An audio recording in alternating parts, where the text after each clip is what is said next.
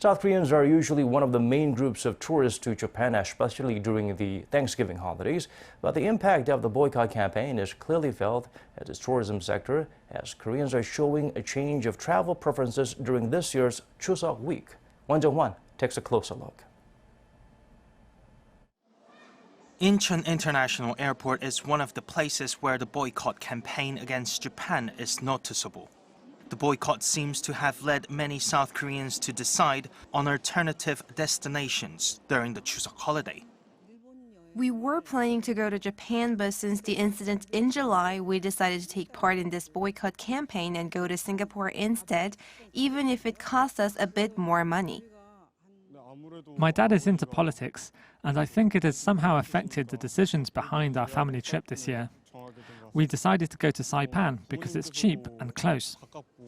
This is a remarkable change compared to last year's Chuseok holiday, when many Japanese cities were among South Koreans' favorite travel destinations. But this year, more people are heading to other destinations like Southeast Asia. This year, people are traveling less to Japan and Hong Kong. Instead, they're heading to Southeast Asia and China. Looking at the percentage of the destinations last month compared to the previous year, the number of people going to Southeast Asia increased by 15%.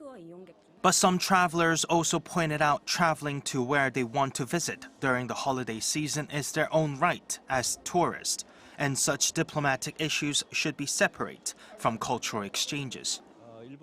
I know there's this tense political relationship between the two, but we as consumers should be more objective when it comes to spending our own money. I know there is this boycott campaign right now in Korea, but personally, we should think twice when it comes to bringing political issues into cultural exchanges.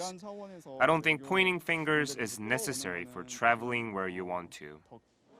Many experts have said the trends seen over Chuseok are part of an inevitable change in travel trends. They say while the number of South Korean tourists visiting Japan tumbled more than 7% in July from a year earlier, the figures that will come out over the next few months are expected to show a much larger drop if the relationship between Seoul and Tokyo doesn't improve. Jung-hwan, Arirang News, Incheon.